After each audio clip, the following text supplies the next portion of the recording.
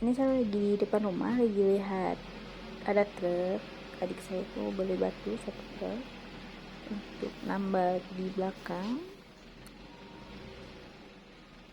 Ini nantinya kalau tidak sama si Kamil, pasti dia senang sekali. Ada wahana baru untuk main-main.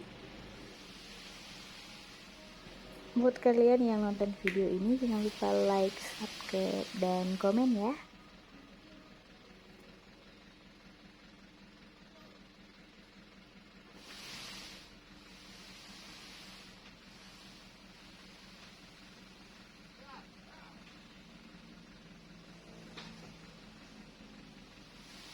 Di sini tuh harga satu truk batu pasir itu kisaran 250.000.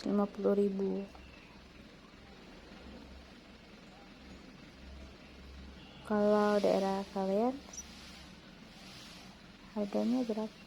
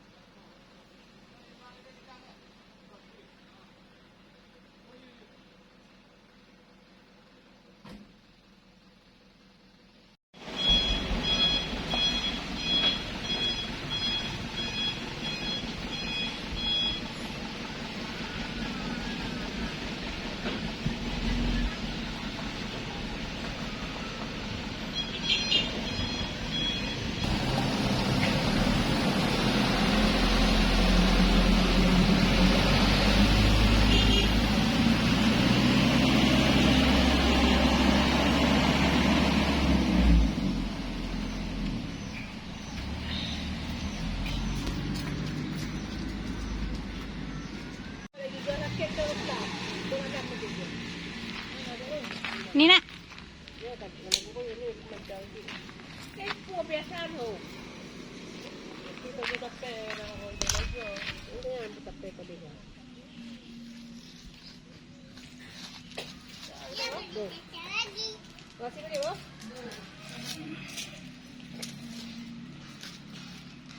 Tambah kumpulan.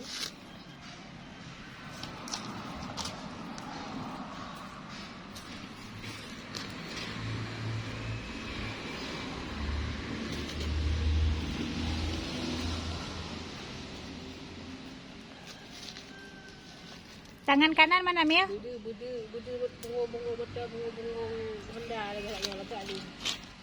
Gede lah ladeh hedangnya.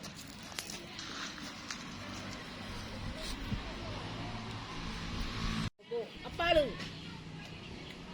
Kayak ni tu.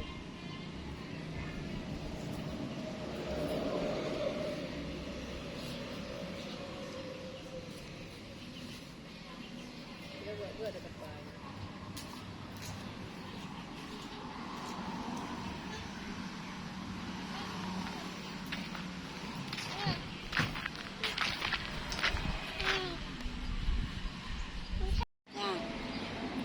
Cimapek ya. Best, ujen tan badetan. Pokoknya kena i ke rumah.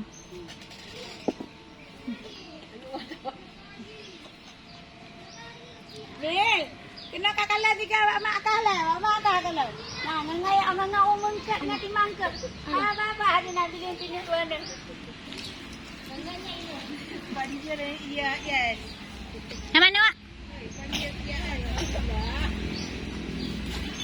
Ya Allah, sambil makan. Kalau tak kantong orang kena mi ayam tu.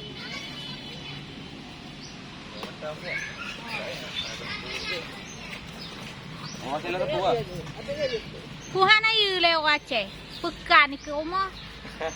Mandi ke rumah. Kalau naik ke rumah. Kalau naik ke rumah. Kira dah mana? Dalam bilik. Ya, metro lah. Sekali.